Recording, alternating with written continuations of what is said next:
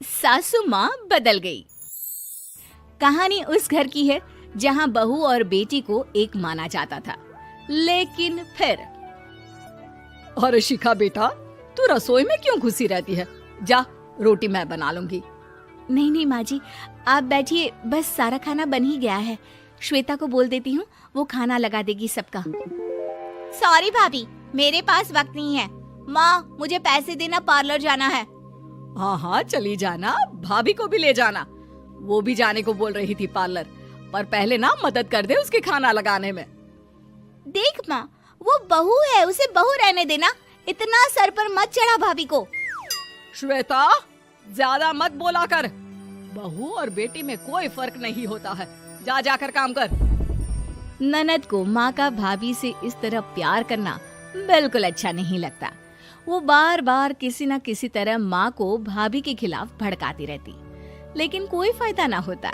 एक रोज, अरे बेटे किशन, जा बहू को कहीं घुमा कर ला, सारा दिन घर में काम करती रहती है।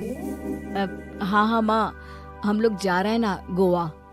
अच्छा जी, भाभी ने तो हमें बताया भी नहीं।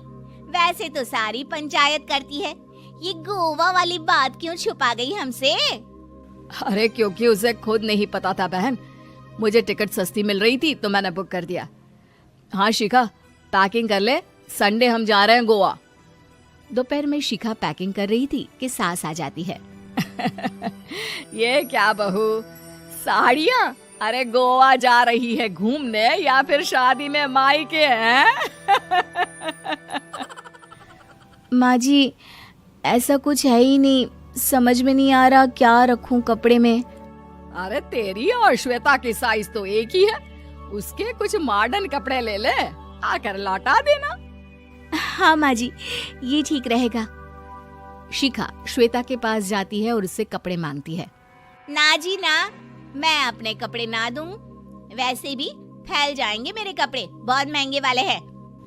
शिखा मुंह लटकाकर कमरे में आ जाती है तो सास कहती है, चल तैयार हो जा, तुझे मैं शॉपिंग करा कर लाती हूँ गोवा की। बस फिर क्या था, सास बहू निकल जाते हैं मार्केट और एक से बढ़कर एक ड्रेस खरीद कर घर आते हैं। पहले बता देती कि नए कपड़े दिलाने वाली है भाभी को, तो मैं अपने ही दे देती ना भाभी को, मुझे दिला देती नए कपड़े। देख श्वेता, परिवार का मतलब सबके साथ रहना होता है, ना कि सिर्फ अपना सोचना। वैसे भी तुझे अच्छे संस्कार सीखने चाहिए। और रही बात कपड़ों की, तो शिखा, आज से घर पर भी तू मॉडर्न कपड़े ही पहनेगी। कोई जरूरत नहीं है ये साड़ी वाड़ी लपेटने की। अब क्या था, घर पर श्वेता और शिखा एक जैसे रहते। एक बार पड़ोसन आती है। अरे बेटा, अपनी माँ को तो बुलाना जरा, बात करनी है। शिखा सास को बताती है और रसोई में चली जाती है। ये आपकी बेटी बहुत बड़ी हो गई है, इसके लिए एक रिश्ता है, कहो तो बता दूं। ये बेटी नहीं बहू है, घर में सब एक जैसा ही रहता है।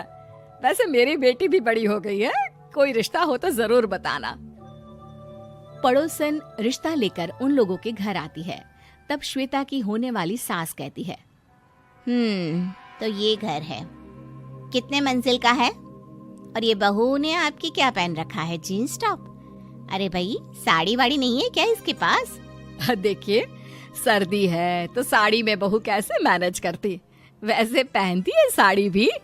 देखिए, हम लोग ठहरे पैसे वाले लोग, कोई कमी नहीं है हम लोगों के पास पैसों की, बहुत पैसे हैं, जमीन, नौकर चाकर, कार, सब कुछ है, लेकिन घर में संस्कारी बहू चाहिए। समझ रही हैं ना आप? सास कुछ कहती कि श्वेता बोल पड़ती है, हाय रे, नौकर चाकर से लेकर जमीन, कार, पैसा, हाँ हाँ मुझे रिश्ता मंजूर है मुझे। अरे रुक जा श्वेता, मैं बात कर रही हूँ ना। देखिए, हम लोगों के घर इतनी आजादी नहीं मिलेगी। अरे हाँ कर देना माँ, हाँ कर दे जल्दी से। सास क्या करती, बेटी की शादी ऐसे घर में कर देती है जहाँ ना उनके विचार मिलते हैं और ना ही आचार। शादी के बाद एक रोज फोन पर, श्वेता बेटा, एक बार घर आ जा, बहुत दिल करता है तुझे देखने का। माँ, वो घर पर बहुत काम होता है, कैसे आऊँ? बड़ा घर है, लेकिन आने जाने वालों की लाइन ही लगी रहती है। बेटा मैं तो जानती थी उस घर का हाल, लेकिन तू ही नहीं मान रही थी। माँ देख, हर घर का यही हाल है। तेरी बेटी को यहाँ घूंघट हटाने की परमिशन नहीं है और एक तरफ भाभी स्कर्ट पहनकर घूम रही है। बेटा मुझे क्या पता था कि मेरी बेटी को ससुराल के नाम पर पिंजरा मिल जाएगा। अच्छा माँ, फोन रखती हूँ, सास को गर्मा गर्म रोटी खिलानी है। तुम लोगों की तरह नहीं कि एक रोटी बनाओ, एक सब्जी बनाओ, फिर सारा दिन फ्री होकर घूमो। सास फोन तो रख देती है, लेकिन सोच में पड़ जाती है कि एक तरफ बेटी जिसे कोई आजादी नहीं, वहीं दूसरी तरफ बहू जिसे देखकर लगता ही नहीं कि उसकी शादी भी हुई है। अगले रोज। शिखा, अरे ओ शिखा। हाँ माँ, क्या हुआ? कुछ चाहिए आपको? मैं जिम जा रही थी। जिम के कपड़ों में बहू को देखकर सास को घूंघट में अपनी बेटी का ख्याल आता है। देख बहू, घर में बहू की तरह रहा कर। इतने टाइट कपड़े पहनकर जिम जाना पसंद नहीं मुझे। जा जाकर रोटी बना। रोटी? माँ अभी तो शाम के 6 बजे हैं, इस वक्त रोटी? अब क्या मेरे खाने पीने पर भी पहरा है? अरे जब मर्जी तब मैं अपने घर में खा भी नहीं सकती क्या? बहू को अजीब लगता है। वो समझ नहीं पाती कि जो सास कल तक इतनी सपोर्टिव थी, उन्हें अचानक से क्या हो गया।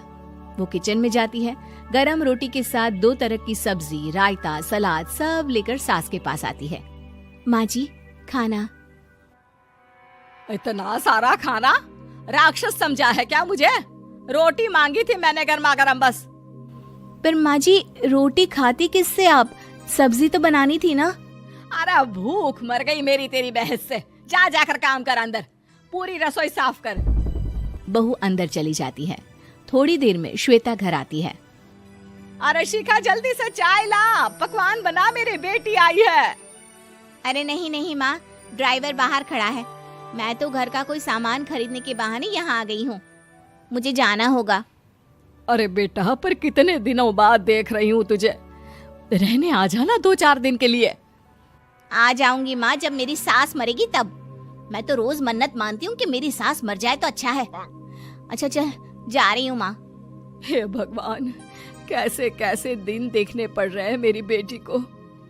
सास अंदर जाती है, जहाँ श्वेता की जिम वाली सहेली का फोन आया होता है। क्या बात है, आज जिम नहीं आई? अरे पता नहीं यार, आज माँ को क्या हो गया अचानक। पर खैर कोई नहीं, लगता नहीं कि मैं अब जिम आ पाऊंगी। शिखा स्पीकर पर बात कर रही थी, जिसे सास सुन रही थी। यार ये सास ना होती ही ऐसी है। मैं तो कहती हूँ बुढ़िया जल्दी मरे और तू आराम से जिए।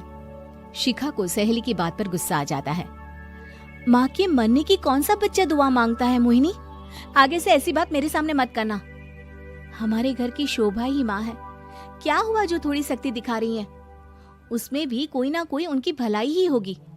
मैं तो कहती हूँ भगवान मेरे जैसी सास सबको दे, जो सिर्फ माँ की तरह है। सास वाली तो कोई बात ही नहीं है उनमें। सास ये बात सुन रही थी। उनकी आंख में आंसू आ जाते हैं कि क्यों वो बेटी की किस्मत में बहू को भी भागीदार बना रही थी। शिखा, अरे ओ शिखा, क्या हो गया? जिम नहीं जाना क्या?